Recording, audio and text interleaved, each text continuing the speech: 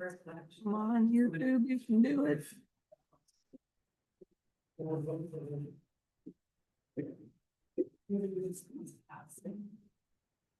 We're muted. All right. Ellie? Okay, go ahead. Go make the motion. No, we don't need a motion because we're going to have a fiscal year 27 budget development discussion. Let's skip to the end of the negotiated contract. I know, we're gonna, wait a minute. Okay. Just wait a minute. 27. 128. So on page 128, what we're looking at is Alex put together a updated proposed budget for the next school year, based in part on our conversation with the city. Pete and I and Alex all spoke at the council meeting here last Wednesday.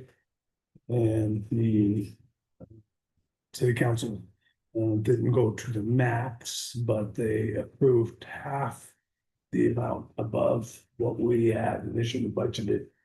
So it actually, I think it was generous, and then we're in better shape today than we were last week at this time. Is that correct? Yeah, it is. Yeah, so we had sort of put that placeholder, $2 million into our initial budget. 2 million cash and then 205,000 in-kind contributions. So the city approved the allocation of 2,164,000 in cash, and then 205,000. So it was 164,000 more than what we budgeted for. It wasn't about half of our ask, but it was done close. So anyways, based on that, that changed the initial deficit that we had proposed. That changed it from a 1.4435 million to 1.269533 million. And so this document just reflects much of what you have seen before, but some variations in the revenue. So right now, if we just look at the revenue section. So in my report, I had put that we did a MOA with Unalaska City School District, so gained about $20,000 in revenue that way. And you can see the district scholarship drawdown proposal there, and then drawdown on the fund balance. I reduced that by about $150,000 based on what the city's allocation was. So as we've mentioned before, the start of the year fund balance will be around $750,000 or so. And a number of years ago, the board kind of established this floor of what we needed operationally in a given month, and that number was 450,000. And that's really, that should be referred to as our operating fund versus our fund balance as such. So that's cash that we need to have on hand at any given time to make payroll, as well as to pay our monthly bills. And so reducing the reduction from the fund balance puts us in a better position just to have a little bit more in the fund balance above what the minimum operating funds are. So that's 750 prior to the 150 drawdown. So after the 150 drawdown throughout the year, we'd be 600. yeah. Okay. So you can kind of see the math there with the projected reductions in costs. So initially you saw a $300,000 prepaid expense for healthcare, and I've bumped that up to $440,000 as a prepaid expense. So that difference reduces the expenditures from the deficit by that $140,000. So again, kind of walking through the math that way, we get down to currently today about a $19,000 deficit And we should be able to absorb that or to make some reductions or some changes in expenditures to get that down to zero, which I'll present at the June meeting for the adoption of the budget at that time. Hopefully, by that time, the legislative session will have ended and at least we'll have some additional information one way or the other. If there are additional revenues that might be coming to schools in the form of one-time funding. There were some bills, of course, that you all probably were following or at least heard about throughout the session. And then in the capital budget, there was about $150 million or so that was being proposed as in the old days they used to call it block grants, but it's one-time funding outside of the base student allocation. So if that passes and reaches the governor's desk and it's not vetoed, that would be several $100,000 revenue to the district. But that'll be based on what our student numbers are last year, which should be fairly consistent with what they are this year. So if we get to that point, and we know by the time we need to adopt the budget, we'll go back through and put some of that revenue into these other areas by maybe not having to transfer so much out of the scholarship fund or be able to do the priority 2 and 3 budget items and so forth. So it's a Comments?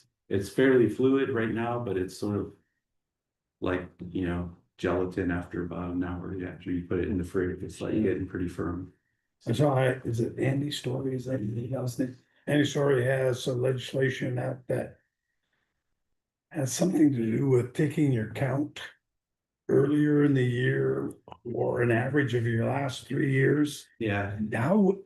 I can't read into that, how that financially would impact us. Yeah. So the way that the bill was initially proposed, Cordova was one of 4 of 54 districts in the state that it would have negatively impacted.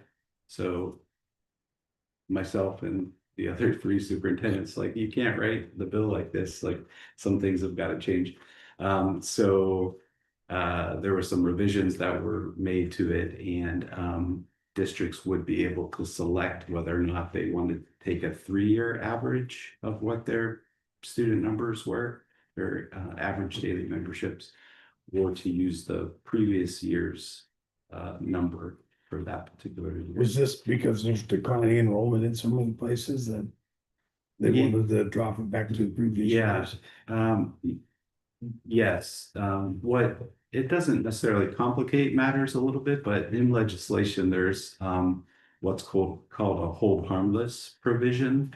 So if a school district's enrollment declines by 5% from one year to the next, the district is held harmless for 4 years, so that the impact of the loss of students isn't devastating blow to the finances. So in year 1 of that hold harmless year, districts would receive 75% of what the difference would have been in funding.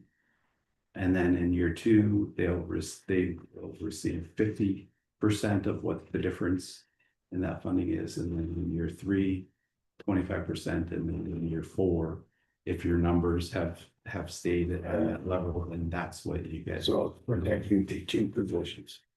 Yeah, operation funds and staff and so forth. So That question, the prepaid healthcare expense, like the prepaid, we talked a little bit about prepaid.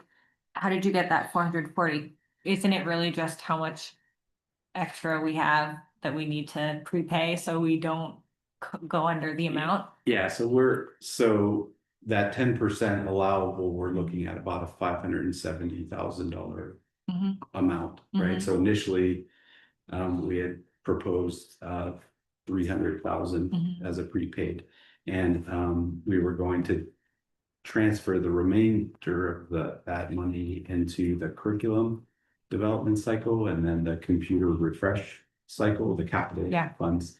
In working with Jason, he said that he could hold off on putting more monies into that computer refresh cycle because he's been kind of either finding grant monies or building some of that into his budget to be able to replace.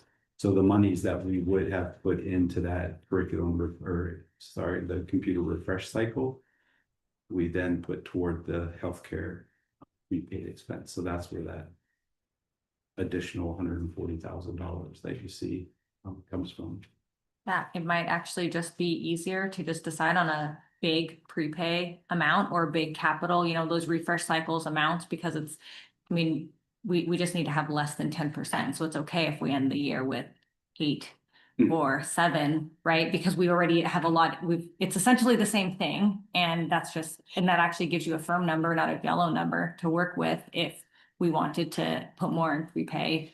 Cause you can. Yeah, And I don't see one group being as big of a benefit as from the other, unless you go far below, right? Unless you totally overshoot it. I think we want to stay as close to that 10% as we can because, you know, we're not going to know what the impact of fuel costs are, of electric costs. I mean, we, you know, did our best guess at budgeting a number based on, you know, past years and what current prices are. But, you know, if things become drastically far more expensive in those areas, then, you know, the closer we are to that 10%, we can spend that down a little bit and still be fairly comfortable with that 450. And we don't But you've know what, already we don't know offset. what our prepays will be. But you've offset your prepays, so then you're not coming, and you know, it's the same. To me, it's coming from the same place. One's just getting close to the 10 and one's saying,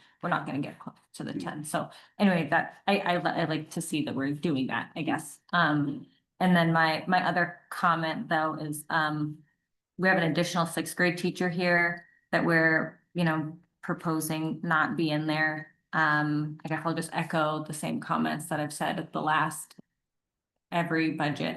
We said I just hate to not have full teaching, Yeah, full staffing. And I would like to see what our budgets look like with full staffing. And it appeared that at the site council meeting that we probably also needed an additional high school teacher as well. And so anyway, I like to see full staffing if that's possible. yeah. So administratively, we're still talking about what the decisions are for staffing assignments for next year, but we'll have at least one grade level that's smaller than what might need to have 2 teachers in that particular grade level. So we're still kind of looking at that. So we'll be fully staffed next year just based on student numbers alone. So what you mean with the additional 6th grade teacher being removed, it's just a teacher being removed, not necessarily the 6th grade. Right. Like we'll use existing staff to meet the needs of what the numbers So are per grade level. So like we had 5th, 6th, we had 3 teachers doing 5th, 6th. This year, we might have 4, and then a different grade would only have 1. Those decisions haven't been made yet, but you'll have a better idea. Yeah. Okay, sorry. Yeah. Anybody else? Yes. Yeah, so if sort of that other funding you were talking about that may end up being like a couple $100,000 for our district, like is then like getting that 6th grade teacher or getting the other junior high school teachers, that it seemed like looking at the schedules, the possibilities that Mr. Concrete outlined at that site council meeting, like is there a possibility that then we look at hiring more of those teachers and doing that staffing? Yeah, we'll first take a look at what the reductions were and can we backfill or reduce the reductions for particular items. And, you know, just as a, you know, I hate to say things out loud because then everybody says I said them, but for instance, right? So we've limited the one trip per group for extracurricular activities, right? And that was a $217,000 savings, right? So if there are additional funds, would there or could there be consideration to have a second trip for groups, for example? Or more teachers. Or, I started with that as an Yeah. example, but yes, or more teachers. One of the challenges or considerations with staffing is that, do you want to hire a teacher to plug a hole for 1 year, only to then have to riff them potentially next year? And we talk about those things administratively, right? Like weighing the risk benefit of doing things like that. So that's Right. definitely in the mix of conversation as to. And we have an action item tonight that is hiring an additional high school teacher. So, I mean, regardless of where that person falls, that does help alleviate some of the pressure at other grade levels, right? Correct. Yeah, well, and it does seem like, especially with like the projected numbers that were shared at that site council meeting. It seems like it's like not plugging a hole that's gonna then get fixed with like more holes. Because there's so many more kids coming this way. Yeah, and it's always the consideration of what's the funding, Right. right? That's a Right. big unknown. We know that we're gonna have more kids, Mhm. right? But we don't know what the funding Right. is going to be. So it's that balance of trying to, figure that Yeah. out and say, well, if we hire an additional staff member, salary and benefits at a minimum is $130,000. So Mhm. if we don't get funding in the future from the legislature, then what gives, right? In Right. order to kind of keep that whole, right? Is Right. it the food service program? Is it activities altogether? Is it, so Right. these are things administratively that we talk about and sort of play out in scenarios to try to minimize the risk, but at the same time, provide as robust, opportunities for kids as what we can. Yeah, and I guess I second what Emma says, I would love to see us, fully staffed so that our high school students can have pre-calc and physics and all those things. Yeah, that's one aspect to me is how vital it is to advocate. And that's why I've sat all the way to the national level of education. And I've seen this just constant cut and cut, and even how chaotic it is. Because the governor's got until June 31st, June 30th or whatever. And he's the most powerful governor in the United States. And this particular governor has used the line item veto power he has, and he can veto it at that point. And so that's how chaotic it is, because districts don't know. We've had districts have had to give out pink slips. And then do you have to turn around if there's funding? Again, like last year, some districts had to re-budget 5 times. So this is, schools are closing. This isn't, unfortunately, fun times on school boards. I would love to have a fully staffed school. I was talking to somebody today and it's like, they were talking, they had nurses. I'm like, oh my God, that'd just be freaking wonderful. How about a reading specialist? Yeah, anyway, but no, it's this. And we appreciate the work Pete does at that state and national level and keeps us informed. So thank you for that, Pete.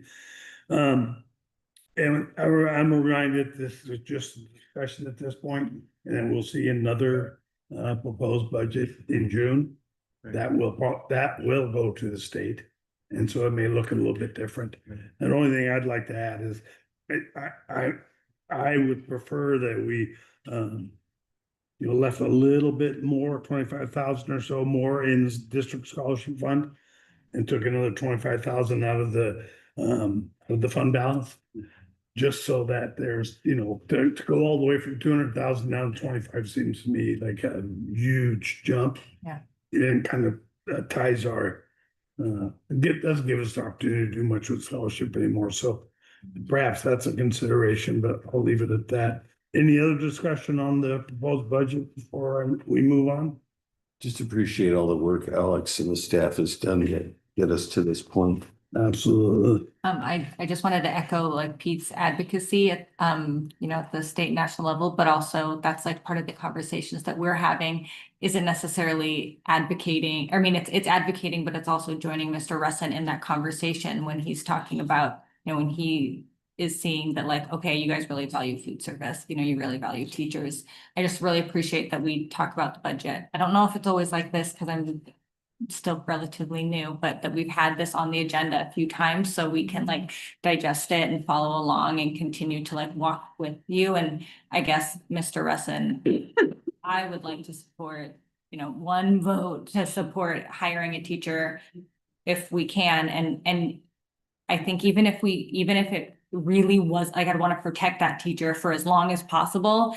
But even if we could only protect it for 1, 2, 3 years, that would have been 3 years of additional educational value for our students. And so that is my perspective on like what I would be willing to support in a budget. Thank you, everybody, for your input, and we'll close that discussion. Move on to the next discussion around elementary and secondary education act. I'm gonna ask Jason to join us at the table just to give a broad review.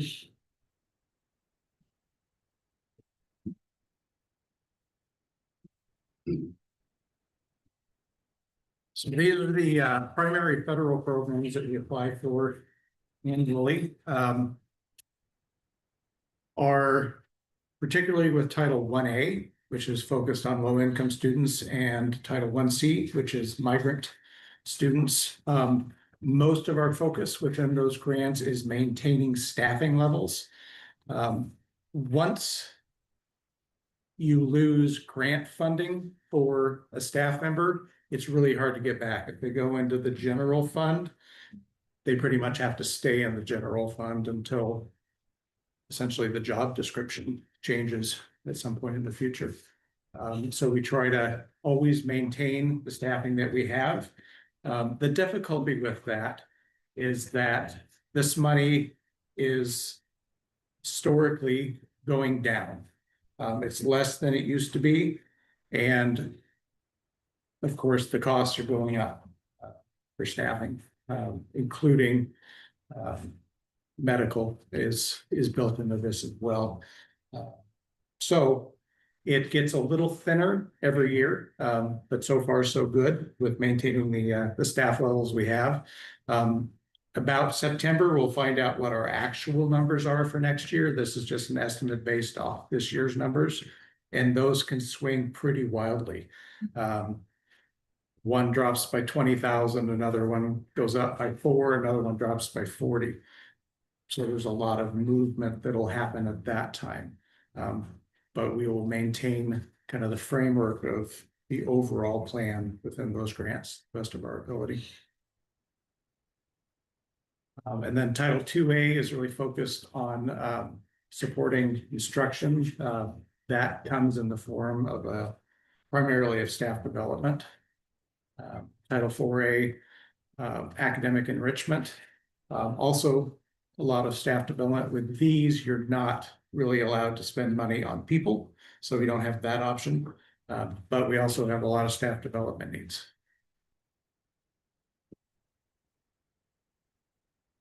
Any questions? I was curious on the migrant education. How's it been over the years?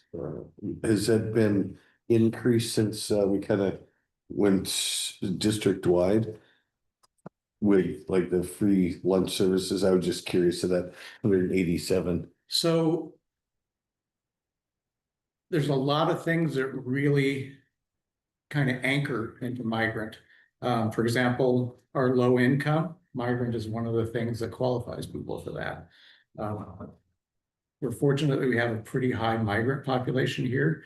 When you maintain an average of over 40%, that triggers the ability to do the free and reduced lunch at a community level, which is big also. When you look at E-rate, because E-rate utilizes that community eligibility number to generate our discount level, and we have the highest discount level you can get with any rate. So it really is a constant push to try and maintain our migrant levels. Seems like we've done an outreach at one point trying to get plants, because commercial fishermen are considered, I signed up as, migrant. Yeah, we try to reach out if we think somebody might qualify and they're not. Try and make sure they understand that it's not them taking from the district. It's really important to the district that if they qualify, they sign up. I think as it relates to the migrant program, I think that's one of the bigger areas that the board could help advocate for. And when you're talking with people in the community, sometimes people feel a little bit not ashamed, but they say, oh, I don't, I don't need the books, let that money go towards somebody else, or but it's really about their contributions in qualifying their kids as migrant eligible helps the district, just like what Jason was saying with our E-rate, our internet service provider funding, as well as the community eligibility provision, that CEP status that you hear us talking about with the service program. Right, so it's really not taking anything away from the district or taking funds away from anybody else. It's really contributing to the overall. And I can write up some brief talking points, some bullets. You're having conversations with people, and how does my kid qualify, or what do I need to do? There are some specific activities that you need to do to qualify. So How close are we to that 40%? So Eccles, I believe, is about 52%. CHS currently is just a little over 40. One other consideration is the migrant program. Once you enroll, you're enrolled for 3 years.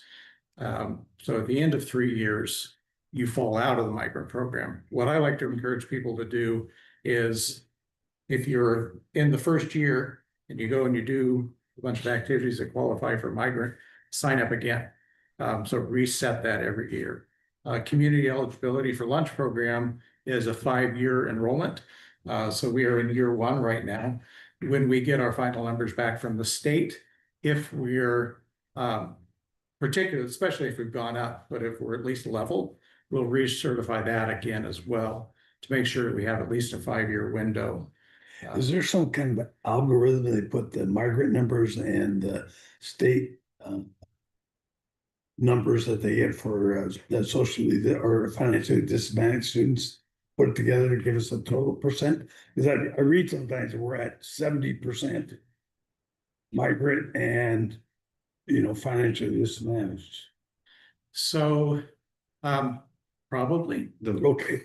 So there's a multiplier. So if you qualify with a percentage of migrant students, there's a multiplier. It's 1.665. So they make the assumption that 1.65% of migrant kids are also socially disadvantaged. I don't think it's correlated that way, but it's just it's a multiplier, for some particular purpose. And so that's what takes us to about that 70% number of qualifying students that you might see or hear reference to.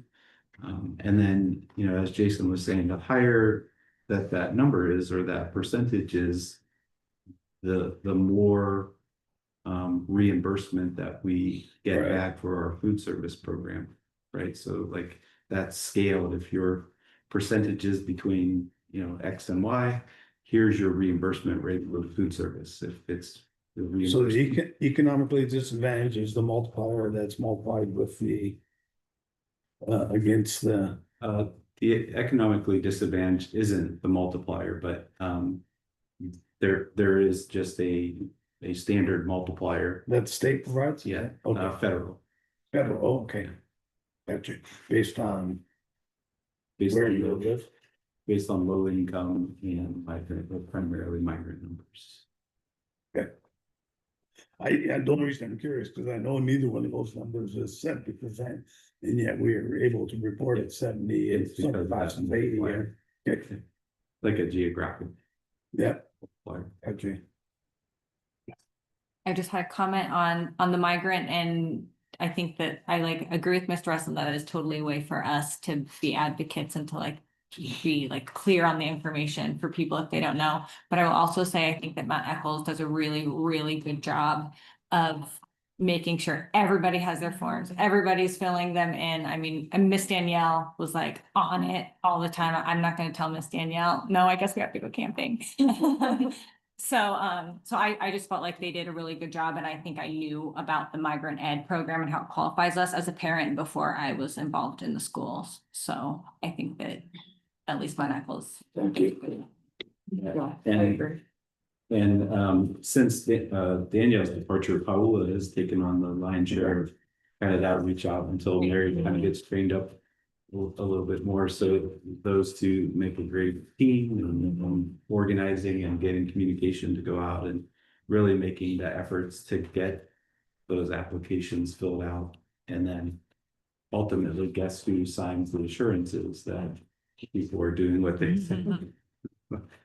I signed all the forms. All right, I will close the discussion. Thank you for providing that information for us. And the next item is the classified employee group draft, unless we want to just hop over top of that and go to something else first. I'm- We're all patiently waiting, right? Yeah. I move to approve the Cordova School District Classified Employees Group Draft Negotiated Agreement as presented in the board packet. I'll second. It's been moved and seconded. Discussion? I did forget to ask Geneva if the classified union, if they ratified their agreement. Yeah. So ask Yeah. Alex, so they did, okay, good, they ratified. Yes. No discussion. At that point, we'll have a voice vote. All in favor, say aye. Aye. Aye. Those opposed? Passes.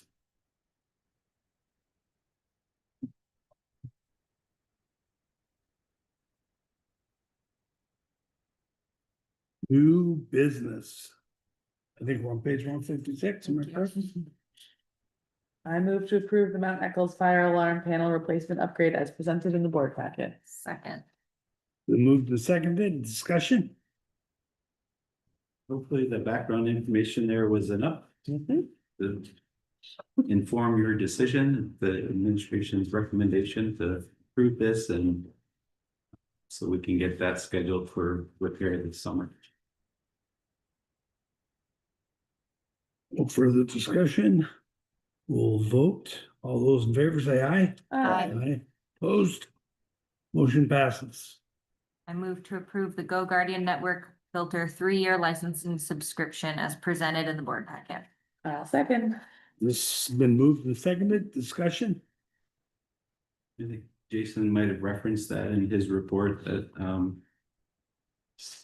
sometimes with companies entering into multi-year agreements, it reduces the rate or establishes the rate, and given the volatility of prices in this area, our recommendation to approve. I guess I should ask, is this 17,000 each year? The full 3 years? No further discussion. Voice vote. All in favor say aye. Aye. Those opposed? Motion passes.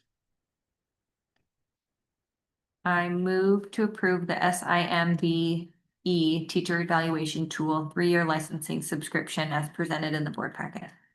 I'll second. We moved and seconded. Discussion?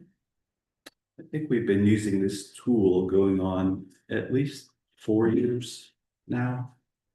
And it seems to be a really good format, lots of good resources and support kind of tools built in to the evaluation process. So good feedback from our principals on that, and recommend to approve it.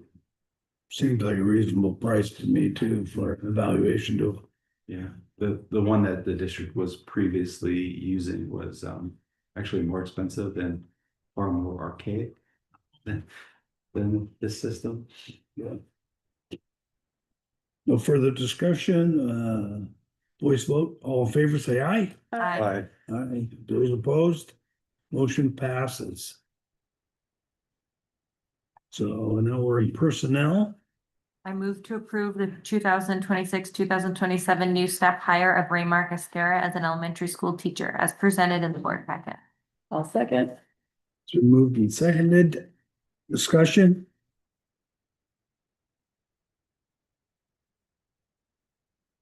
My recommendation, that we've got a good candidate here and one that's gonna do a good job. So I'm excited all around for all of the proposed people, but Raymark in particular. All right, no further discussion, all in favor, say aye. Aye. Opposed? Motion passes. I move to approve the 2026-2027 new staff hire of Katie Walker as an elementary school teacher as presented in the board packet. Well, second. It's been moved and seconded, discussion. If you didn't see the updated packet that came out, Katie did not go to the University of the Philippines. About that. Nor UC Davis. I was using Raymark's template as or his form as a template, and even though several sets of eyes were on that, apologies for any inconvenience that the burden people. I was wondering. I do have another question. Is it the same with the Cordova School District? Cause I was wondering how she was at Cordova and Colorado at the same Yeah. time. Yeah. Okay. All right, no further discussion, all in favor, say aye. Aye. Those opposed? Motion passes. I move to approve the 2026-2027 new staff hire of Nate Walker as a junior senior high school teacher as presented in the board packet. Second. Been moved and seconded, discussion. Here's our math teacher, Yay. among other things. Science. But yeah, two good candidates. Two for Rachel, what? Save on healthcare. Yes, right. Have the executive board ever before? They have, yeah.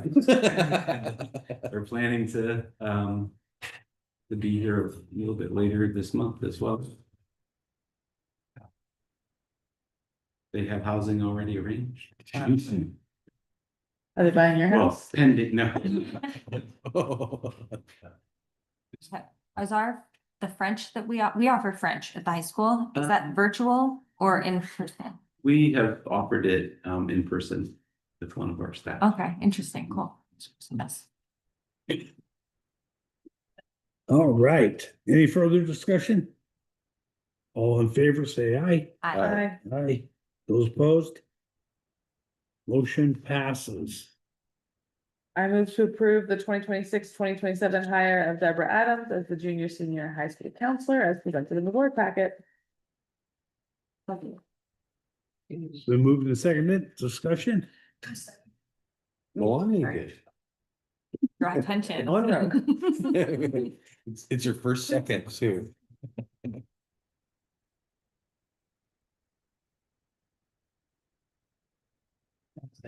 No discussion. Do we, on the rehire like that, do we actively have to post it every year? We do, yeah. Part of the rehire bill is that the district has to make new efforts to post and interview anybody that might be interested. So we've had it posted for about 3 months and had 2 applicants.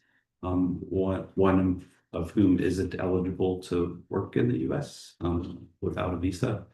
And the other, we've made effort after effort to contact with no reply. Answers that question. Yeah. And there's another form that I have to fill out documenting assurances that we've done this week. Got it. Any further discussion? Those in favor say aye. Aye. Aye. Opposed? Motion passes. That brings us to our pending agenda. Are there any items?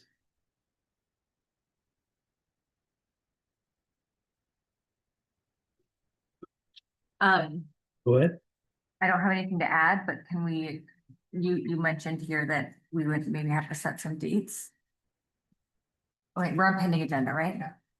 Yes, and what I've asked Alex to do is to reach out to Kim and find out if she has any particular dates. You know, for that Friday, Saturday, opportunity for the board to get together with her, that won't work. Will work well, and I was kind of waiting to hear from him, and then kind of, but, Yep, she's available. She said she's available when the board's available, so. okay. So, maybe, go ahead. Well, I just had a couple comments on, I was hoping that we could meet with Kim before the school year started instead of after the school year started. And then, my schedule is basically open, but we should probably plan around music camp the Friday before and the Friday after. Well, that's in July. In July, yeah. Okay. I didn't know when, but I was just thinking that like if July, there's the week before and the week after music camp is probably gonna be pretty busy, but then after that, my schedule is open and available. But and I would love to meet before school starts. That was my When does school start next year? 18th. I have no idea. 18th of August? I had the calendar out. 18th. Wow, you've been 18th. just sitting there waiting to say that. I think it's the 20th. Somewhere. It's the Yeah. 18th, this first day of school. Okay, We have teacher in service, 13, 14 is a Thursday and Friday. Are you guys thinking you want the 14, 15? Because you have a regular school board meeting on August 12th. we don't have a school board meeting in July, right? So the week that there's like a couple weekends in July that are after music camp, and that would be the 24th and the 25th, or the 30th and August 1st. August would work better for me. Yeah, me too. I will be out of town those weeks. It's like August That's 7th or 8th or 14th and 15th. Yeah, I should be back by either one of those. Second week in August would be better. for me. Second, Mhm. I might be out of town the 7th. yeah, like 14th and 15th. We'll reach out to ASB and see what their Yeah, it was a long availability day. is. And yeah, I could also do before music camp. if we Before really music wanted to push it, but yeah, after music camp, have it done with it. July's not that good for me, except we're taking the grandkids to Washington. Mhm. For the first half, so anyway, end of July would work. They're all going to music camp, so.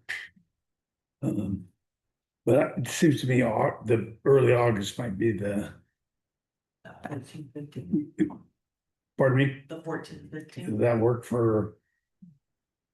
Or does that push it up to like to the beginning of school for Kim? Today's good, and you guys would be Friday, Saturday. I'm waiting. So I'm wondering if the middle of August, 14th, 15th of August for Kim is gonna be. Putting a lot of pressure on her 3 days before school starts, 2 days before school, no. And is that Friday an in-service day or a day where she's gonna be participating with staffs on? We start on Thursday. It'll be in the afternoon, anyway, your meeting, hopefully, yeah. Yeah, Friday afternoon, Saturday morning, right? Okay. So we'll reach out to ASB and see if those dates work for them. Okay, 14th, 15th. Is that okay for you? It's a little later than you know. Yeah, I just wanted to make sure we got it in, but yeah, that would Okay. work. And do you know your, Yeah, the wet leg is playing in Ogden, Utah, the 5th of August, so gotta hit that. Good music. are you going English? Yeah. You're in the know, it's a great group. Okay. No, that, I think that would work good. Yeah, I was trying to think, we get a 4th meeting, and I should know this.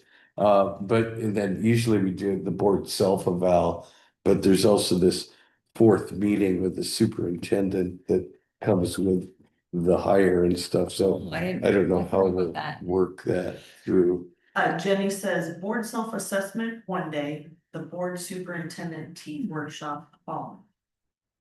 There we go. Excellent. Does that leave us time for the goals, academic expectations? Generally do that as part of your self-assessment day. I just hope that we are able to get to it. I understand if we can't, because we're kind of in like a limbo, right, period with outgoing superintendent, new superintendent. So if we have to discuss that later, that's So I fine. say we ask them for an agenda. And then individually look at the agenda, because I mean, they're providing us with a service. I'm sure we can say, you know, we'd like to spend more time doing this, less time doing. Yeah. Something. No, I can't tell those folks. Yeah. No, that's actually want to know what the board wants to. Sure. approve of. Okay, anything else for pending agenda?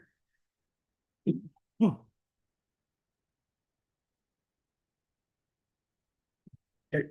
Well, I'm sure we'll have some things when the new year begins. Audience comments.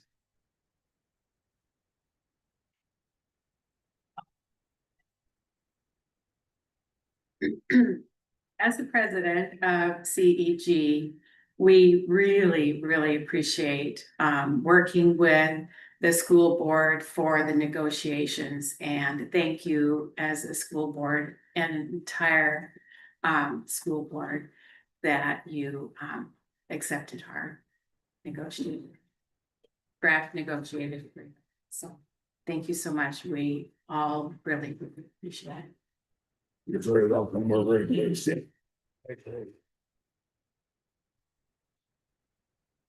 Any other audience comments? All right, board comments. Who'd like to go first? I can start. Oh, you know, it's always, as I said earlier, it's so fun to watch the students, you know, when they come back from these trips and what they learn and what they see, their perspectives, and you know, it's always just so great. And these guys had some really inspiring things where they were talking about being open-minded and hearing others, and they had such wonderful reflections.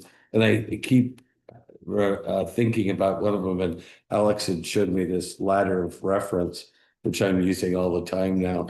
But it's a really interesting perspective on where your thoughts come from, you know, and they're based on where you grow up, the culture you're in, and then sometimes, you know, those can repeat on themselves if you aren't open-minded and expand on those and realize that you're thinking of these thoughts because of the particular place you grow up or way you were raised, and everybody isn't raised similar. And the comment of you can't walk in others' shoes, you know, is really true. You can't go through their experiences, but it's just so fun to see the learning that they get from that. Oh, and I always appreciate Miss Donakai, if I can pronounce it right, your report, as well as the classified union, the reports. And I also wanted to say I appreciated the classified group forming a union and advocating for themselves. You know, it's always been on our minds, you know, to increase your salaries. So we appreciate the unity that you guys had. And one more meeting, I'm expecting a really big report for the next meeting. It's gonna be on this. And thanks to everybody, particularly the principals and the teachers. Gosh, you know, I guess the year's just about over, and how you guys have rocked it, and just, you know, and you can just see from the kids, you know, that come out, the work that you've done. Just hope you guys know that you do hard work, and it is, people can see the results, and the kids are learning. It's wonderful. Eventually, sometimes it takes a while.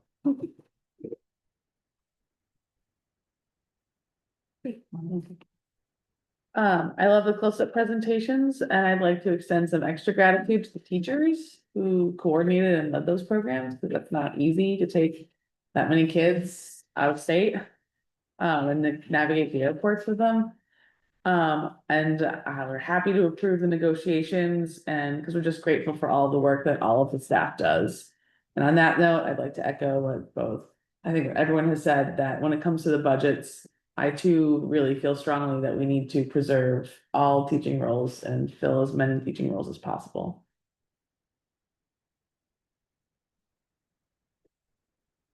I feel like would just be echoing all of the, but yes, I'm, yeah, really pleased to be able to support, all of the district employees and, yeah, I think that it's been really fun kind of wrap up. It's been crazy May, just as a parent. But wow, like it really makes me appreciate all of the principals and teachers and how much work you guys do, because if it feels like a lot as a parent, I can't imagine how much it feels like to you guys. So thank you for all those hours.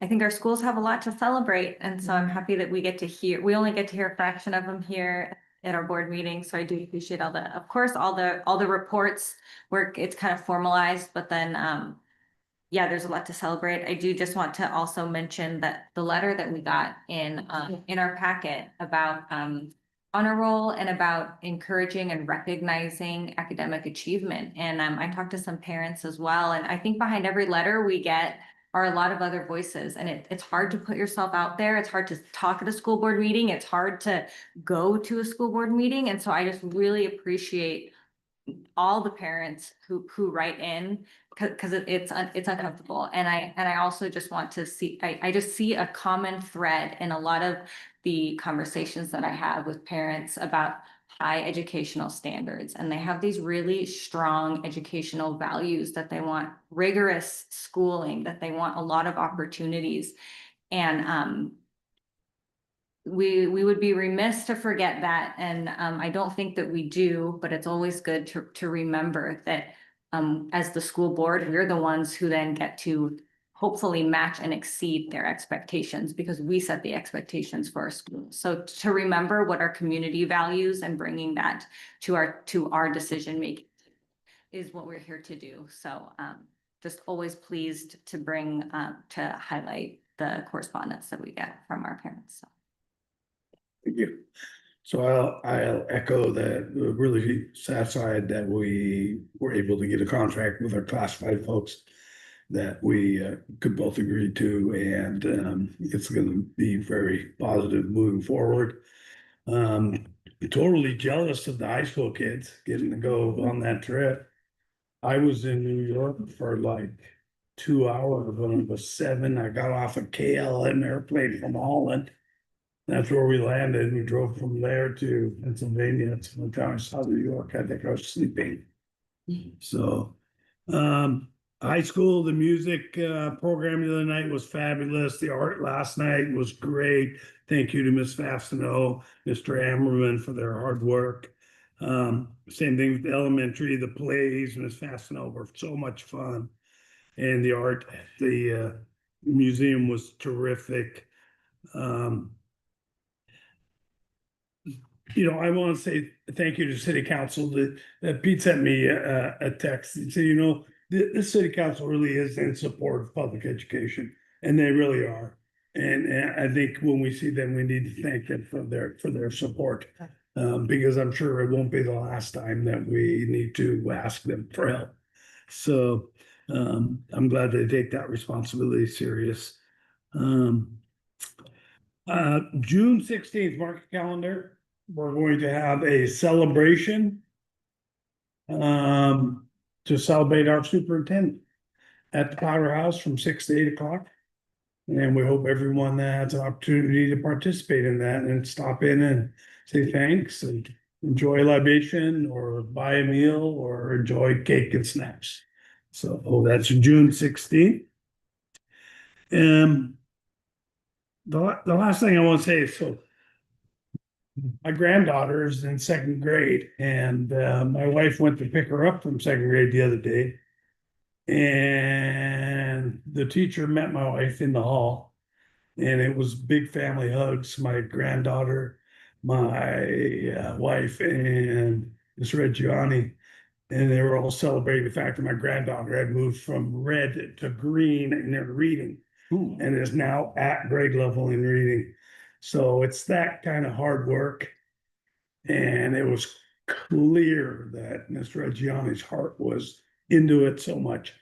So I just wanna give that as an example of exactly how hard all our teachers work for our kids, every chance they get. And with that, I move to adjourn. Second. we are. Decided we don't vote on adjournment. Right? You need to say all in favor? All in favor? Aye. Aye.